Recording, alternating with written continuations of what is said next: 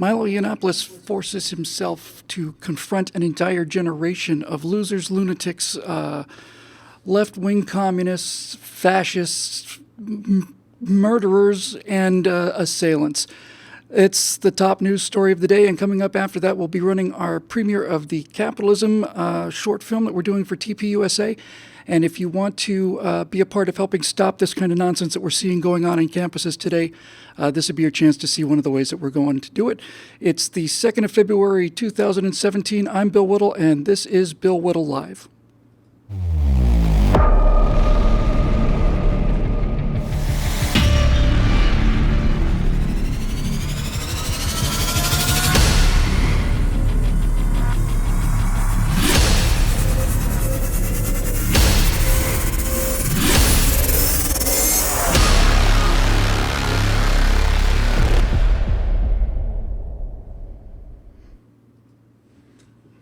Hi, everybody. Welcome to the show.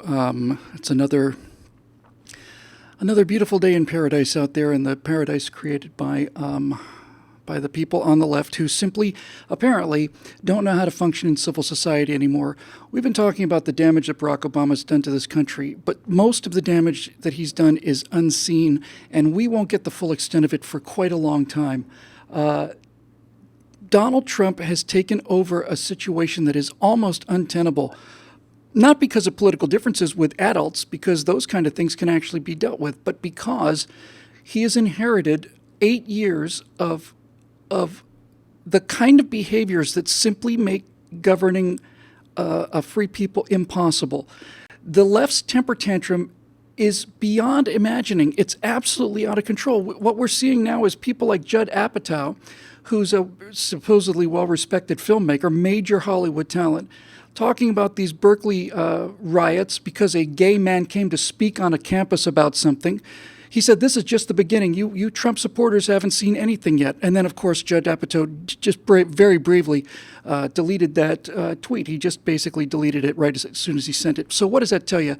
It tells you that even the highest level of people, Judd Apatow's not some guy who's out on the street, who doesn't know anything about anything. He's a guy who basically is a major player in Hollywood. He's a major contender in Hollywood, and he's saying this revolution, essentially, this violent, illegal, immoral, unjustified, gigantic fascist temper tantrum is justified, and there's more of it coming. And then, of course, when he's called on it, he absolutely backs down. So what we're talking about today, obviously, is the fact that Milo Yiannopoulos, former editor, continuing editor at Breitbart.com, has been, basically, you can go back to that for me if you'd like to, Neil.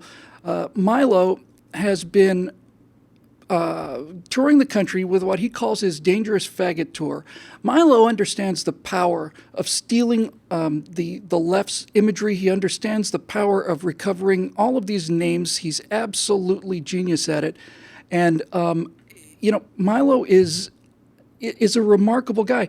The thing about Milo that's so remarkable is he has actual courage. He has actual physical courage and not just moral courage. So, the guy is a wonder to me. He gets actual genuine death threats frequently, I think by the hour, basically. And this one man who is out there going around college campuses, calling these people on what they are and doing it in a way that's generating a lot of publicity for himself. I understand all of that. I know what he's doing. I know how he's doing it. But the bottom line remains that this guy is out there on college campuses facing actual, genuine violence against himself and against his supporters. Trump supporters are being beaten up and knocked unconscious simply because they wear American flags or they wear a hat or something like that. The left is a bunch of absolutely violent, vicious, mean-spirited, fascistic bastards who cannot deal with losing.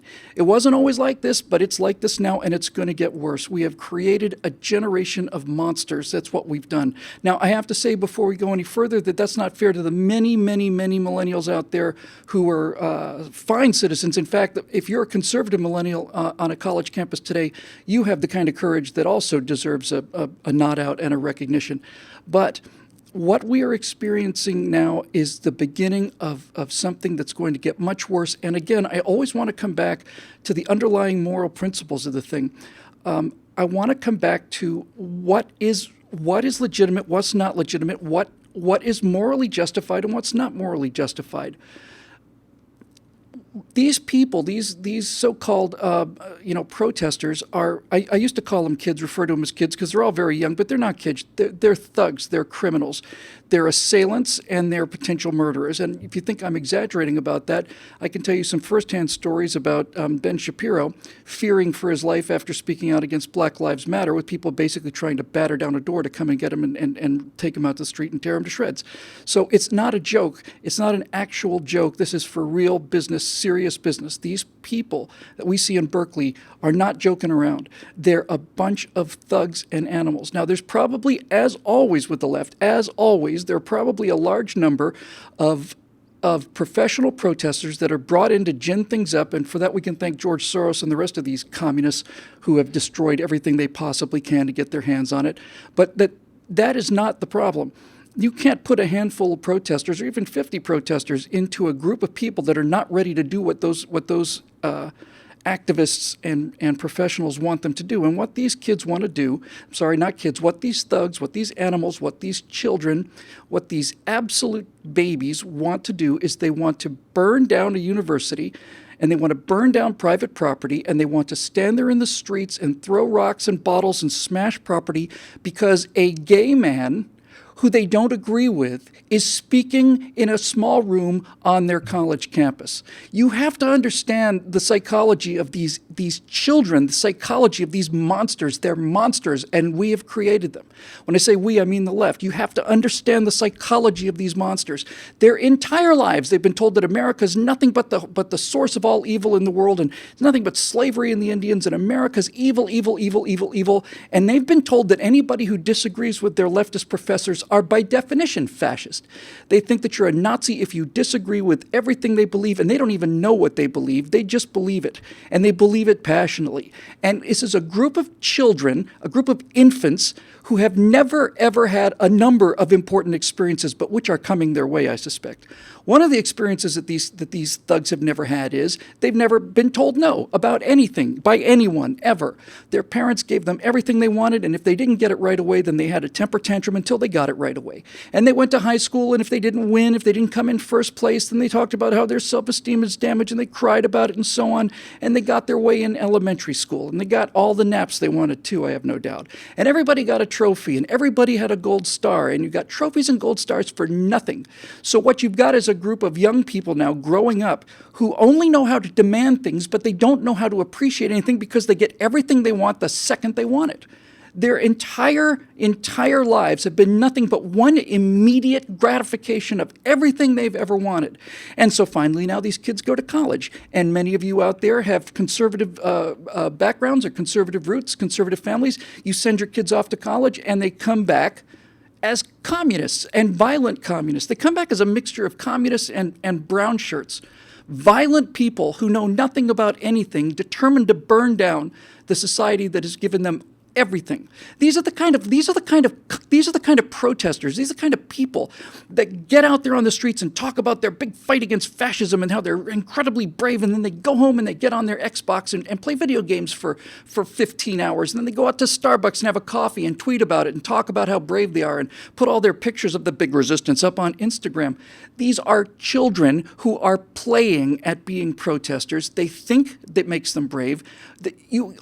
Sometimes you just get so enraged at these thugs, at these monsters that we're making, that you don't even have the time to step back and understand that it's not their fault. It's not their fault. It's all they've ever known. They're responsible. Don't get me wrong. My theory of individuality is if you do something and it's your crime, it's on your shoulders. So they're responsible. They're responsible, but it's not their fault. It's not their fault that they were never told, no, you lost. Get over it. Learn how to lose. It's a good thing to learn how to lose. When I started playing Little League Baseball, we were 0-10. Second year, we were 10-0. Those victories wouldn't have meant anything to without the defeats. And the same thing for the University of Florida. I started there in 79. Our first year, we were 0-10-1. Nothing but loss after loss after loss after loss. And it sucks to lose. It hurts to lose. So after you lose an entire season, you win one football game, you win one, and you're over the moon. And you understand that life sometimes dishes you failures, and sometimes life dishes you frustrations and disappointments. And sometimes you have to get up and say, well, we'll get them next year. And sometimes you have to say, we'll get them next year for 10 years. But these kids have never had a chance. These thugs Sorry, these thugs have never had a chance to learn this. Never. They've never, ever, ever, ever been told no. And of all the things that are wrong with what happened on the Berkeley campus yesterday, the most important thing that's wrong by a huge margin, by an enormous margin, is not the fact that nobody was arrested. That alone is disgraceful and guaranteed to get us more of the same. But the one thing that without question was a catastrophe was that Berkeley canceled the event. They canceled the event, those miserable cowards, out of concern for the safety of our students. Well, you know what? It's not Milo's responsibility to provide for the safety of your students if you're turning your students into a bunch of savage animals who simply, just the idea of hearing somebody say something different than what they all believe in together, the idea of somebody coming to a university with an idea that's different than theirs, no, that can't be allowed under any circumstances. The University of California at Berkeley should be defunded immediately. Donald Trump is 100% right to say we're going to cut federal funds. If you're not going to allow a university to be a place of free exchange of ideas, then it's not a university. And if it's not a university, then you don't get any federal money. If you want to make it what it is, you want to call it what it is, an indoctrination camp for leftism, then that's fine, but you have to raise your own money for that.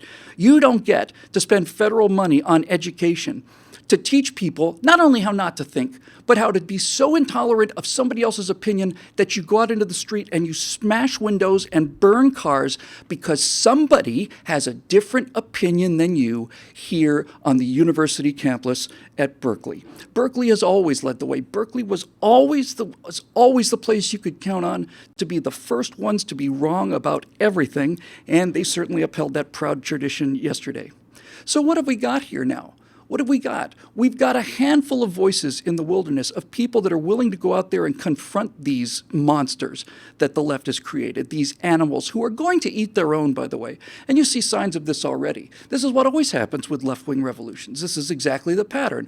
They get all ginned up, and then the most ruthless and the most violent of them eat the people that started the revolution. So these feminists and these sociology professors and all these people that have been telling them for 15 years now, America's evil, capitalism's wrong, they're the ones who get eaten first. Just like with the communists, the old Bolsheviks. Clear out the old Bolsheviks first. Clear out everybody that knew Lenin, because those people have to go. So you hear stories about feminists now who've been feminists for 40 years, writing papers for 40 years on feminism, and now all of a sudden they're being called out for being white women who don't know anything about what actual feminism of color is all about, and they're told to shut up by the monsters that they created for themselves. I do not know what is going to happen here, but I do know it's going to be ugly. And I will give these people who may be watching some advice. If by some accident you're in a library someplace and this is on and you can't turn it off because just once in your life you're going to hear something different, let me just warn you about one thing, okay? You and people like Judd Apatow, you want to talk about becoming ungovernable. You want to talk about actual rioting in the streets. You want to talk about civil war. I will remind you of one fact that allows me to sleep at night, and that fact is simply this.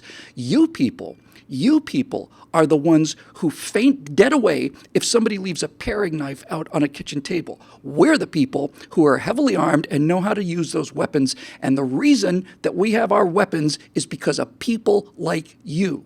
I'm not too concerned about Iraq coming over here or the Russians coming over here or the Chinese coming over here. I am concerned about left-wing animals like you whose politics is your only life, who have no religion, no morality, no sense, no history, no education, nothing, just a burning rage at things that you can't control. And I am worried about you. That's why I'm armed, and that's why so many other Americans are armed. We've seen this before. And it's always the young people, always. It's always the young people. The SS was made up of people who were indoctrinated in the Hitler Youth. They'd grown up with it their entire lives. When Mao has his great leap forward and they murder 50 million people in forced starvations, it's the young people who'd been indoctrinated from the age of 5 or 10 or whatever who commit the most mass atrocities. And we are growing ourselves a really, really fine crop of young monsters right here in America, and we'd better do something about it right away. And what is going to happen is this. we are seeing the beginning of this cohort coming into society. In other words, everything is essentially almost all of life is a bell curve, basically. And what we're starting to see now, we saw for the last 2 or 3 years, we saw the beginnings of this snake of a demographic snake of these people who've been raised this way. We saw the beginnings with them having, campus protests and we're going to take down this sign at Princeton because we don't like it and because this guy was a racist or whatever. You have to see the beginnings of it. Now, as that snake starts to get thicker, as more and more and more of these indoctrinated monsters, these American monsters, start to come out of the education system, the indoctrination system that we've set up here, then we're going to see more and more and more of this. These people have no souls. They have no souls because they have no consciences. They have no consciences because they have no morality. And they have no morality because they were raised by feral left-wingers out in the woods. That's why. They were raised by people who said power is essentially the only morality, and as long as we have political power, then anybody who disagrees with us has to be shut up and beaten up and fought and clubbed and knocked unconscious and sooner or later killed. When you see a group of young men in black masks, black hoods, black shirts, black pants, and black shoes knocking down a civilian who's come to hear a lecturer, and then they knock him down to the ground and they stand in a ring around him and say, "That's for you, you Nazi." You're dealing with not only violent people, you're dealing with not only immoral people, you're dealing with violent, immoral, unspeakably ignorant, stupid people who only know how to do one thing. That's how they've been taught in college. How to protest, how to protest, how to protest, how to protest. And here's the kicker of the whole thing, right? This is the bow that we're going to wrap this topic up on. These people have as their heroes who? Who are their heroes for these Berkeley people? I can tell you who my heroes were. When I was growing up, my heroes were the Cowboys and John Wayne and all those other guys, but mostly they were astronauts. I really started to find myself right around 5 or 6, and my heroes were astronauts. Astronauts were brave men who took their own lives, which is the same life as you have, by the way, and they care about it as much as you do, took their lives in their hands in order to explore things and to discover things and to find out things that we didn't know before, took enormous risks and risked their families and risked their children on the fact that they thought there was something out there that we didn't know and we could go and find out if we had the will and the courage and the brains. It turns out we had all three. Those are who my heroes are. Who were your heroes? Were your heroes John Wayne? Were your heroes your parents who maybe served in World War II and saved the world from actual fascism? We know who our heroes were. Who are the heroes for these thugs and monsters that we've created out there? Their heroes, given to them by their socialist professors over the course of 20 years of indoctrination, their heroes are Abby Hoffman and all the rest of these protesters. That's who they worship. That's who they care about. Saul Alinsky. That's who their heroes are. And so you've got this generation of people that are looking to do something that they think is noble and upright, and all they can do is get in the street and protest and smash things. And this is the point. This is the point. Because they think that they are doing something enormously important like civil rights, or that they're protesting the Vietnam War and they're going to change history. They think that what they're doing is about something. They think that they're fighting some gigantic injustice. But guess what, you miserable, low-life children, you violent little bastards? Listen carefully. You're not fighting for civil rights. Civil rights has been won by a generation much, much, much better than you. And you're not fighting against the Vietnam War either, or any of those other wars of aggression, because it's your president now who for the last 8 years has bombed 7 countries or something like that. So you're not fighting to prevent a war either. What you're fighting for, what you're rioting for, what you're protesting is you are protesting against the idea that you may hear something new. You are protesting against the idea that your tiny, warped, shriveled, filthy little minds might hear something different, and that would cause you to think. And your terror of actual thinking is so great that you're willing to go out in the streets and smash windows. And you're willing to smash windows, and I don't blame you, because you know and I know, we all know, that if you go out there in the streets and smash windows prior to November 8th of this year, if you went out there and smashed windows, you not only would not be arrested, you'd be in fact lauded for it. You'd be applauded for it. You might get invited to the White House and sit with the president, and he'd tell you how important it is that we have a social conscience about all this other stuff. Because this country, for 8 years, the man who was supposed to protect this country and enforce the law was, in fact, nothing more than a rabble-rouser. He was a Marxist who did nothing but try to destroy law and order so that he could have political power, but mostly he just wanted the applause. So when you have a president who takes a look at these riots on the streets and says, we're with the rioters, and I hereby order the police force not to interfere with this legitimate public protest, well, you wonder why we have these problems? You wonder why 8 years of this is leading to these kind of problems? Folks, you ain't seen nothing yet.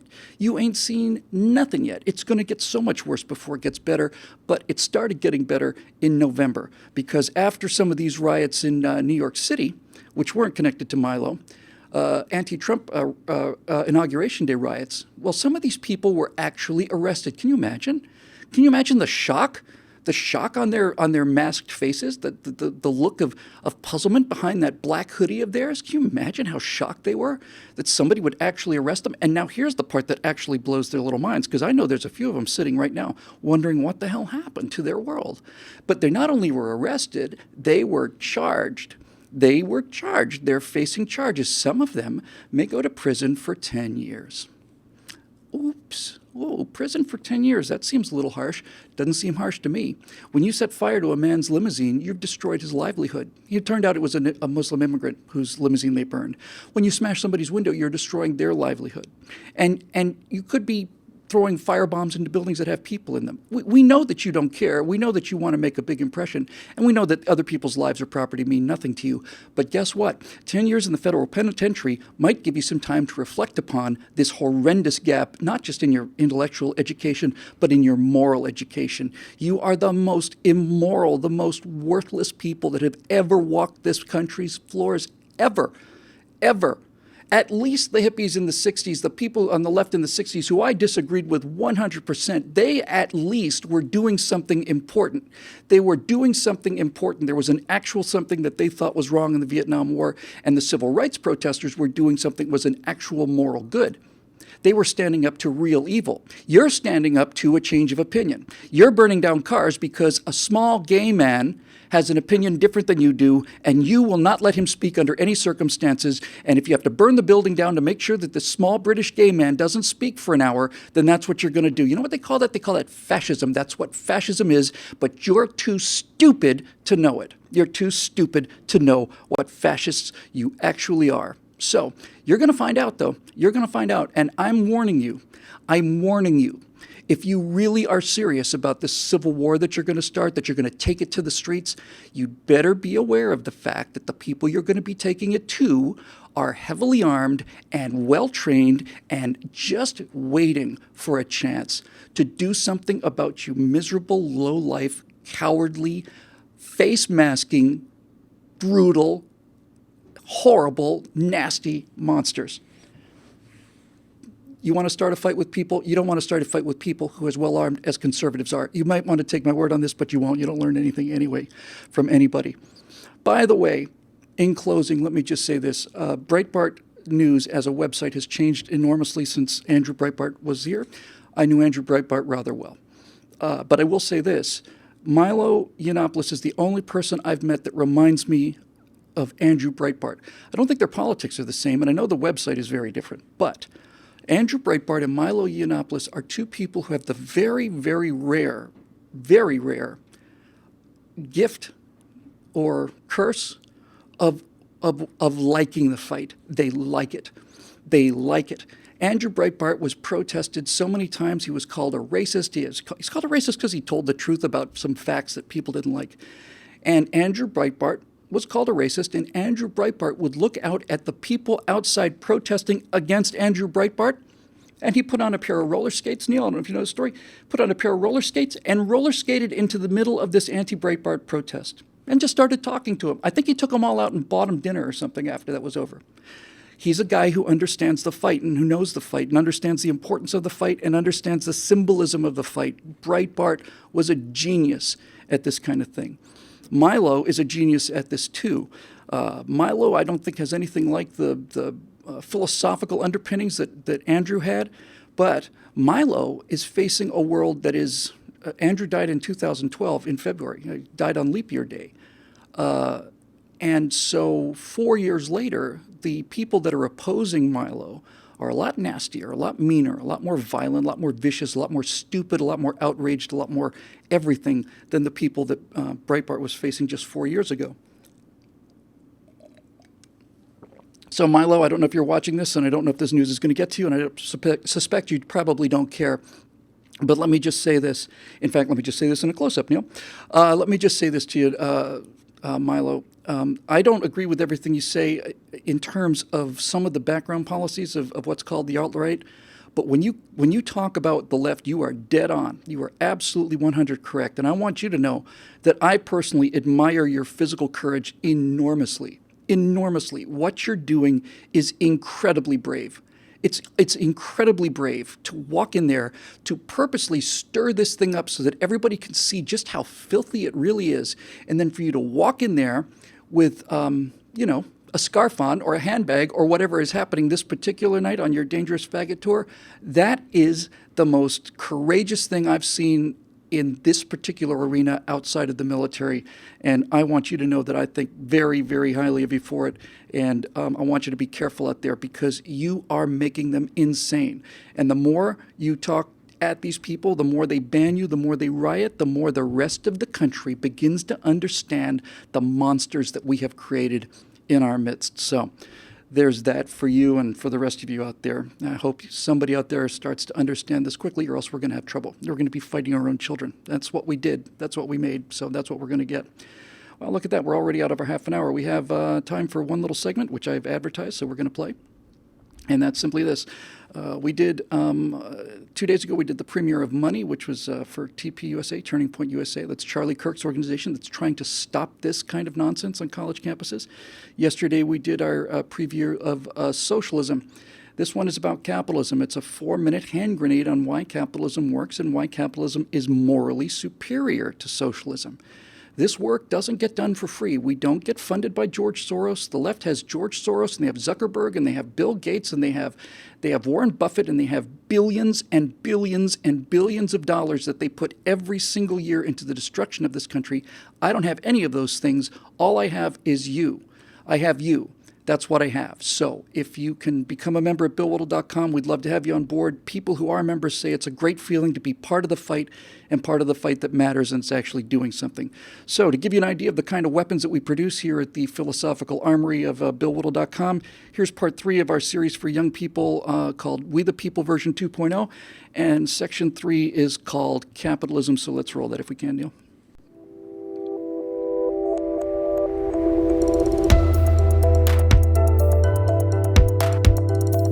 This economic system called capitalism is very simple, really. First, it requires private property. This skyscraper is private property, and this hoodie is private property too. You know, before capitalism, if you were a common person, you didn't own anything. The state or the king or the duke or the emir or the emperor or the whoever owned all of the land and everything on it, and much of the time they owned you as well. The ability for a common person to have something that belongs to him or her is an earth-shaking innovation historically. And second, capitalism needs a free market. Individuals need to be able to buy and sell their private property, and these trades are voluntary. It's this non-coercive, voluntary ability to buy and sell in your own personal interest that makes capitalism so morally superior to socialism, aristocracies, dictatorships, or anything else where someone else determines what's in your best interest. Freedom and capitalism go hand in hand, and you cannot have one existing without the other. But the main reason capitalism is the bomb is because of one exceedingly simple idea. Your work and your reward are tied together. Capitalism works because it rewards and incentivizes us to do more work than we would otherwise have to. Let's imagine a caveman. He and his clan live up in the mountains. They're hunters who eat meat, and because they're hunters, they make incredible spears. They're straight and strong with razor-sharp flint spearheads, and they're covered in elaborate carvings for good magic. But they don't do much gathering up there, so their baskets kind of look like birds' nests. Now, down in the valley is another tribe. They grow their own food and go out every day to harvest it and bring it home. Since they do very little hunting, their spears are just thin sticks that break almost every time, but their baskets are so well made that they can almost hold water. Now, one day, a guy from the hunter tribe meets a guy from the gatherer tribe in the Midlands, and these two proto-geniuses decide to make a trade. One well-built, powerful spear for one well-made, intricate basket. The spearmaker goes back up to the caves. Everyone comes out to marvel at the wonderful basket. No one's ever seen anything like it. He is now the wealthiest man in the clan because he has something that everybody wants and no one else has. Now, here's the actual miracle. If that caveman's a socialist, he's going to lend out the basket to the tribe and it's going to get banged up and people will want to hog it, and that leads to several murders until eventually the basket just falls apart. But this proto-capitalist genius stares at the cave ceiling all night and he says to himself, Trevor, you need to make 2 spears a week in order to survive because that's how many get lost or broken. But if you stay up later at night and get up earlier in the morning, I'll bet you could make an extra 3 spears per week. Then he realizes that his daughter's not going to starve to death after all because his idiot son-in-law is going to come in and help him make spears instead of flinging poo at saber-toothed tigers all day. Now, fortunately, the gatherer is also a free trade capitalist, and a few days later, they meet to exchange 3 wonderful spears for 3 excellent baskets, and each goes back home. Now, it is true that both the spear maker and the basket maker will have amassed more shiny pebbles or seashells than the others, in other words, more money. But who loses here? The more trading they do, the more common these items become. And the price goes down on baskets the same way it goes down on 4K televisions as more and more of those are made. Pretty soon, everybody has a better basket than they ever imagined possible. And in the other village, everyone has an incredible spear. Everybody is wealthier, everybody's life is improved, and you would think that would make everybody happy, but not quite. Because there are a few bastards up there who do not think about the awesome baskets that they now have when they didn't have them before. All they can think about is how many shiny stones the guy who did all the work has. These people are bitter, envious, and miserable. They contribute nothing but grief and whining. Eventually, they became known as Democrats.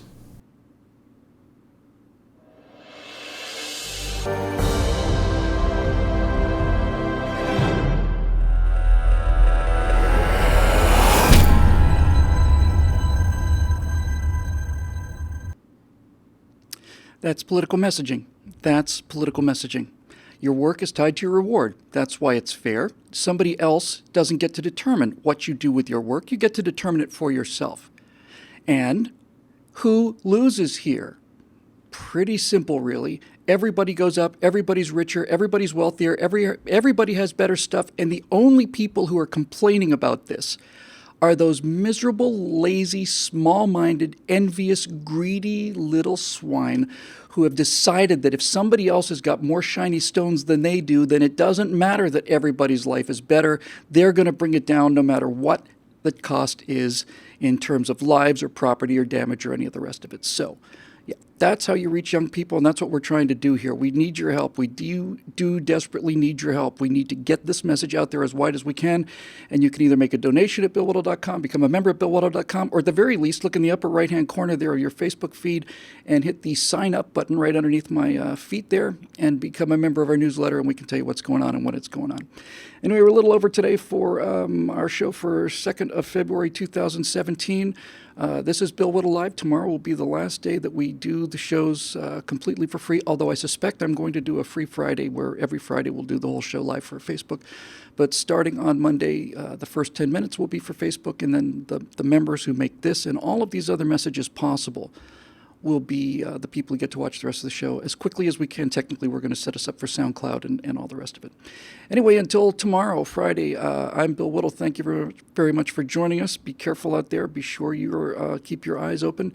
We're going to see a lot worse before we see better, but we will see better. I guarantee you we will. And we have to remember that while these kids are horrible, horrible, horrible monsters, they did not make themselves that way. We need to find the people who turned them into those monsters and hold those people responsible. I'm sure that's a conversation we'll be having in the days and weeks to come. So until tomorrow, I'm Bill Whittle for Bill Whittle Live, and everyone here at BillWhittle.com, thank you very much, especially for your membership, and we will see you tomorrow.